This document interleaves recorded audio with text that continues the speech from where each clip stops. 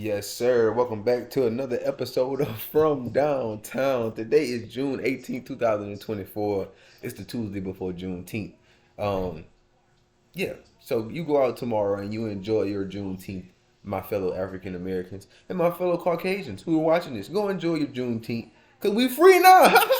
Other than that bullshit, I don't know why that just came across me like that, but the NBA Finals and the NBA season is has been concluded. Has concluded. Last night the Celtics beat the Mavs handedly. I kind of thought it would happen that way. I, I I didn't think it would happen that way. Put it that way. I thought the Mavs would keep it close. Um, I knew the ramifications of the day that they played on and how the energy flows. You know, being able to like win something as big as an NBA championship on the same day, calendar like the calendar day, and like totally different decades because that shit happened in 2008. It's 2024 now. It's a whole nother decade. Um, I think that was kind of like written, you know, like written in the stars type shit. Like, if I believe in karma, if I believe in the law of attraction, if I believe in the law of compensation, I believe in all of these universal laws. That shit had to happen yesterday. It was too perfect for it not to happen. Put it that way. Um, of course, Jalen Brown wins MVP. Definitely looked like the better player in this final series. Probably not throughout the full playoffs. Now that I think about it, he probably has been the best player throughout the full playoffs, even though Jason Tatum led like all stats categorically, points, rebound, and assists. Um, it was still like Jalen Brown was the machine that pushed them forward. I think that's why he got the Eastern Conference Finals MVP, and also why he got the NBA Finals MVP. I mean, like he played amazing when they really needed him the most, and like they probably didn't need him in the first round. The fuck did they play the first round? I think the Celtics got the Heat out of there in the first round. Um, yeah, and they lost one game then, and then they go to play they didn't play the Pacers to the Eastern Conference Finals. I'm trying to think about who that was in between, but they only gave up one game to those guys as well. So, looking at how their road to this finals has been, I think they were definitely the better team. They were definitely more prepared, definitely um, in more of a good swing, I would like to say, than the Mavs actually were. The Mavs got hot, still had to go 7 games with like OKC and shit like that. So it's like I think they kind of overextended themselves a little bit, the Mavs that is. But the Celtics just had a fucking regular cruise to a championship, and I'm fucking um it sucks to say it like, but I'm happy for Jason Tatum. I'm happy for Jalen Brown. I don't like the Celtics at all, like no way. But I like Jason Tatum and I like Jalen Brown. So fuck it, let them have their fun. I respect Drew for what the fuck he does day in and day out as a basketball player as a guard. So yeah, like those guys, they deserve it. That's why I said anybody who wins this series, I feel like they would deserve it. Um, yeah, losing this series for the Mavs, I feel like was one of the more detrimental things because I don't see them repeating in the West unless they go get a great pickup piece this offseason. Like I mean a star, not a role player. Let PJ stay. I mean you need a big or a wing. I feel like if you like your bigs with Lively and Gafford, you need a wing to be able to score with Luca, and also be able to get his own shot. You know him, Luca, Kyrie, whoever that could be, to find their own thing. Because it started to look last night like when one of them goes stagnant, Luca, Kyrie, they just pass it to the other one, and if the other one is stagnant, it's like there's two teams. I mean, there's two players that's definitely going to be stagnant. That's going to control the ball fucking 50 to 60% of the time. That doesn't lead to good offense. So there, I feel like they need a wing that can score, like legit score, not Derrick Jones Jr. score, like score me 15 to 20 points a night. Like please, like we have to have that consistent production to um to win the West again next year. Um, yeah, I think that was a crazy final series. Like I said, Jason Tatum led all stats throughout the for the team throughout the whole playoff. So that was like some amazing shit. Shout out to him. Shout out to LMA. But yeah, I mean that was all I can really say about the finals. Like it was nothing that I didn't expect. I just didn't expect I mean, the Mavs to get blowed out by that much. But I did think they could lose that game last night, and they for sure lost, losing by fucking what 20 points, 21 points, something like that. Yeah, but other than that, we can move on to the next sport that we are kind of coming up to an end of, and it's the men's college World Series in baseball. North Carolina, I think, lost their game against Florida State today, so they're finally eliminated.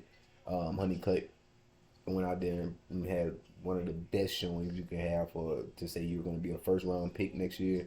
Um, Probably the best outfielder period in the draft for next year. So I think that yeah, it just sucks to see UNC go, but it's another ACC team down, and I feel like I said, like it's going to be an SEC team versus an SEC team in the championship. Um, right now, Florida is playing Kentucky. I think that's not loser bracket. So that's two winners. So yeah, I think that Tennessee still has a chance to shake back and beat Florida State's ass or some shit like that, and keep it going. I just think that the ACC team won't be in the finals. And from there, you can just make your picks regardless of how you feel. Like I feel like the SEC is going to run it all the way through. It's just the division was too tough. Like LSU was at the bottom of that SEC division, and I wasn't expecting Kentucky to have a year like they had this year. I wasn't expecting Georgia to have a year like they had this year. I wasn't expecting. Now I expect Tennessee to always have a good year. I expect Florida to have a good year.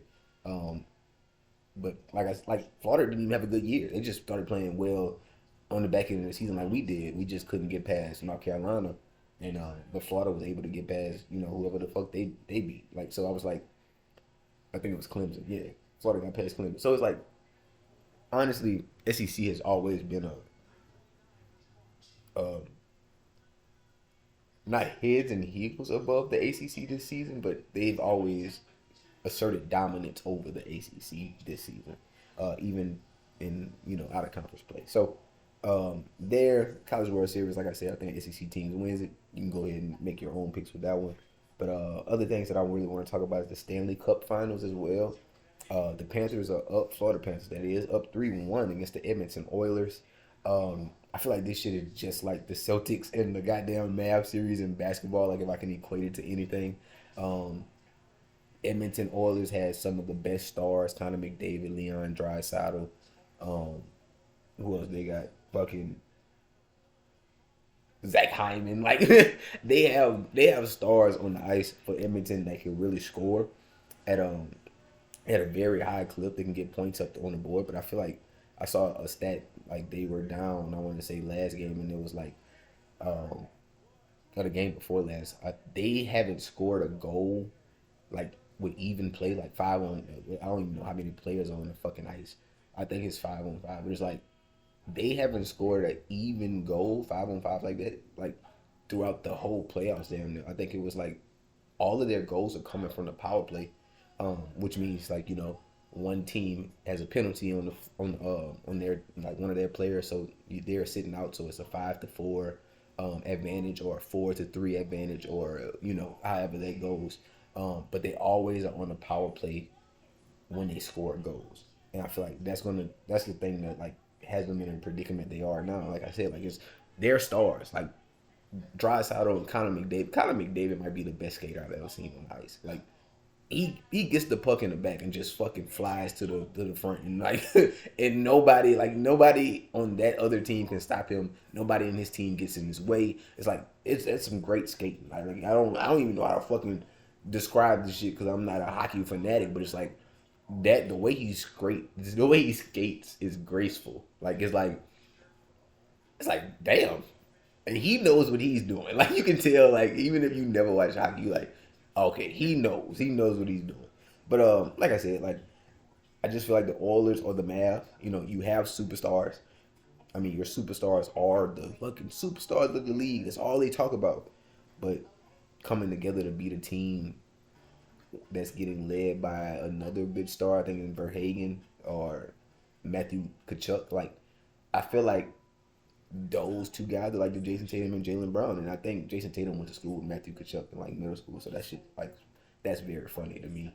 Like they're both gonna win their respective sports championships and finals in the same exact way, and they went to school together in middle school. Like that is some crazy shit to me. So, um, yeah, moving on from that, because hockey is something that I feel like is going to end tonight as well as like the NBA season ended yesterday. So, moving on from that, I feel like the last thing we can talk about for the rest of our day is MLB. Um, I think it's like 4 or 5 games I can really talk about, but I think it has started already. I think that Aaron Nola goes out there, has a shake back game. He fucking gave up 8 runs against the Red Sox the last time he was out there. So I feel like that doesn't happen again. He gave up 11 hits and gave up 8 runs. So I feel like either the manager didn't want to go to the bullpen too early, even though it was the third inning. But I mean, like, I think they compiled runs and piled runs upon Aaron Nola, and it's just no way he could get out of it. Like, I think as a pitcher, once you give up like 4 or 5 runs, you kind of like blank out of the zone. Now and you're like, fuck, I just can't even throw anything in the zone right now. So, yeah, I think they shake back there. I think the Mets at the Rangers have a good chance, especially with Severino and Lorenzen of being an under type of game. But offensively, these two teams have just been playing a little bit too good. Um, Next is the Brewers at the Angels. Griffin Cannon is on the mound. Uh, I I still think they lose even with Griffin Cannon on the mound, but it's like that 1.5 scares me, so I think they lose by like 2 or 3. Um, the Brewers are just trying to fight back into I mean the central, that central standing, still central standing. So, gotta find a way to beat the Cardinals and keep being who they are. Last game that I really want to talk about is the Dodgers at the Rockies. The ball is flying off the bat in Colorado. Um, I feel like tonight it doesn't matter how many are scored or how many people are there. I think that the runs are gonna happen regardless. They're gonna score at a high clip. It's the Rockies there in Colorado. It's the Dodgers. Like the Dodgers gonna score 8 to 9 runs regardless of how it goes. So, other than that, that's all we have today for MLB and from Downtown Action. So we will see you guys tomorrow for our Smoke Break Wednesday.